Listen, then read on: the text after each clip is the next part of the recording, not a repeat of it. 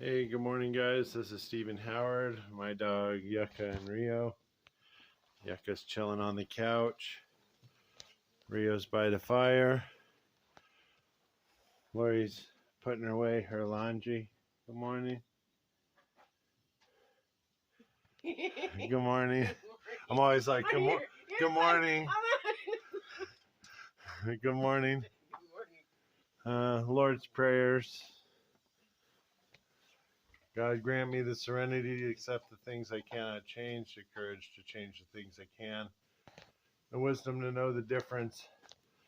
Got to know where the barometer is. And we're just melting a little snow water. Yucca's on the couch.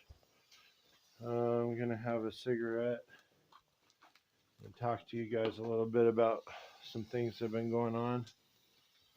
So, it's kind of a wreck outside because we had a big snow, and then a thaw. So I've kind of got equipment everywhere, and we're waiting on another snow. Most beautiful view. I believe I have one of the most beautiful views in Montana. That's the whole Bitterroot Valley, all the way down to Connor and Darby. And we're up here in Florence. And behind us is MPG land. And there's a lot of cats around here. I guess there's 14 cats that have been recorded up in this area, mountain lions. I took the Suburban and I got it fired up yesterday. It's been super cold for a couple of days, so I finally got it started. And I drove it down to my buddy Landon's, and he's gonna take care of a little problem, and that vehicle is now for sale. So anybody wants an old Suburban that runs really good and needs some love and some new stuff, it would be a good investment.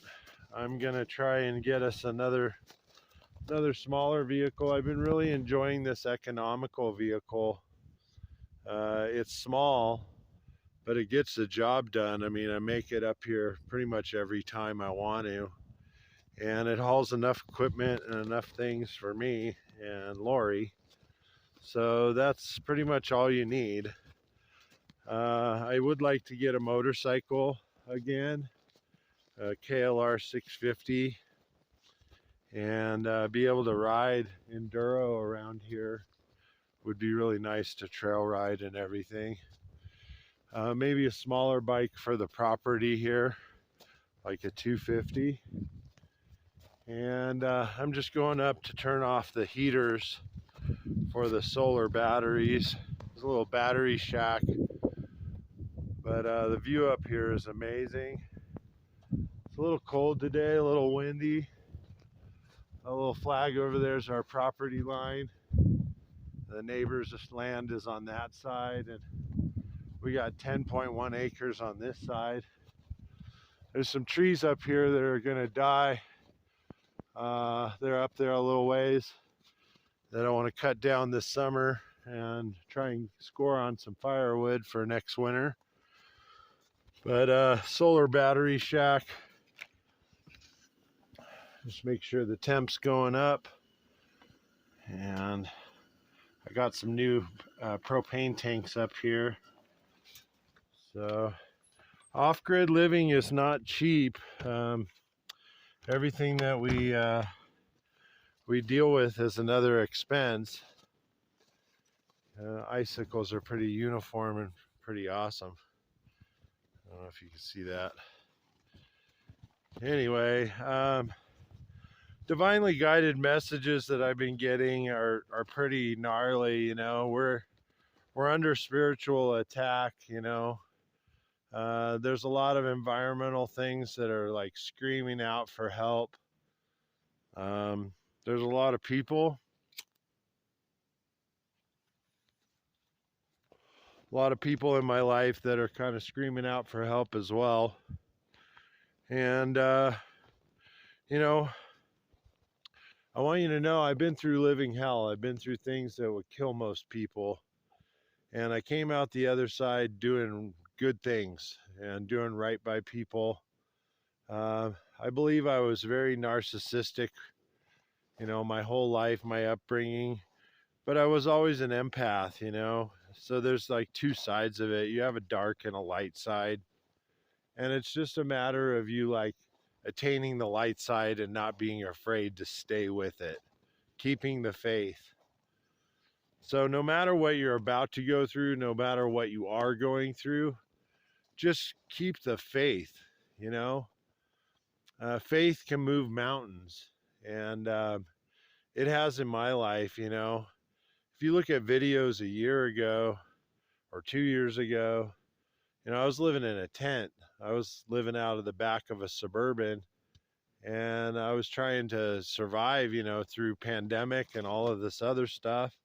I was down in Vegas and dealt with all of that, and came up here to Montana to start restart my life and do my dream life. So you're basically staring at my dream life. It's here. So, if you have arrived and you are in the place you want to be, don't be scared either, because it's confirmation from the universe that you're right on track as to where could you be in 5 years from now. I mean, I could own this place. There could be a lot of things happening up here.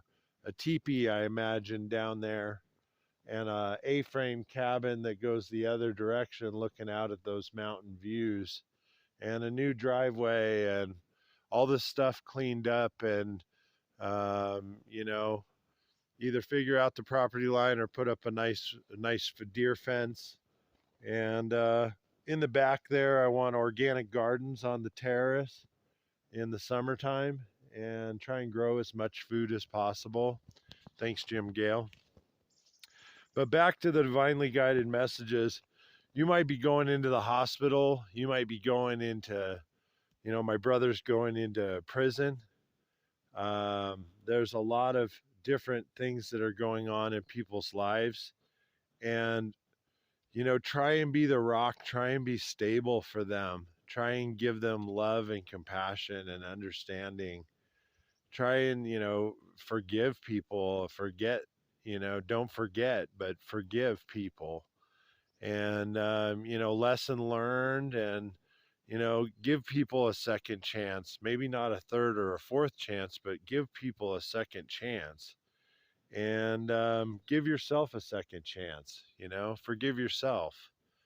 The best advice is, taking atonement, taking ownership, getting rid of all of the bullshit and the narcissism, your ego, having your ego crushed and being okay with that you're not the biggest and most badass, and you're not taking over the world, and there's not more than 125 of you guys subscribed. Come on, get them numbers up. But you know what I'm saying. So it's not all about fame and fortune. It's about stability. It's about what you got in your cupboard. If you have a full tank of gas, if your propane tanks are filled, if you're able to get up and down the driveway without pulling a huge sled, if your dogs are healthy, if your spouse and your relationship is healthy, if those things are a yes, then you're in pretty good shape. Even if you are going into the hospital or into prison, or whatever is happening in your life. And forgive yourself. The venom, it's not the snake that kills you, it's the venom that stays coursing through your blood without any treatment. So treat yourself with love and compassion and kindness. If you only got a few days left, make those the best, damn days you can. And love as many people as you can. Love up on them and tell them you're going to miss them. And they're going to miss you too,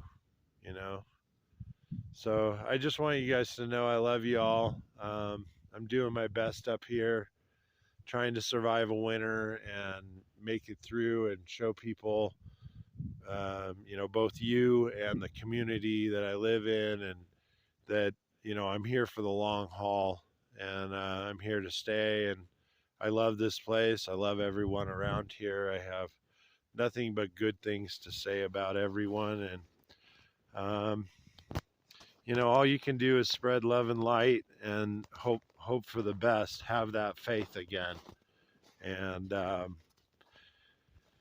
think that's all I have to say about that. It really tears me up about some of the things that are going on right now. Please pray for my friends in Ohio, as the Ohio River is having an issue. I hope I don't get banned or hunted down because I'm talking about the Ohio River, but it's really, the place was already polluted, already a lot of chemicals and crap in the water, but when we just add to it like that, it's so bad, it makes it like another 100 years of pollution. So I worry about our children's children. Enough about that, though. And yeah, we have a lot to do here, a lot of big projects, and I'm looking forward to it. I love you, everybody, and I'm going to miss the people that aren't in my midst anymore for a while. I am going to miss you guys and miss my brother, and I worry about my father. And yeah, please pray for everyone. A good, solid prayer of protection and love and compassion and understanding. Those are our big words. Maybe we should really focus on those. See you guys. Have a good day.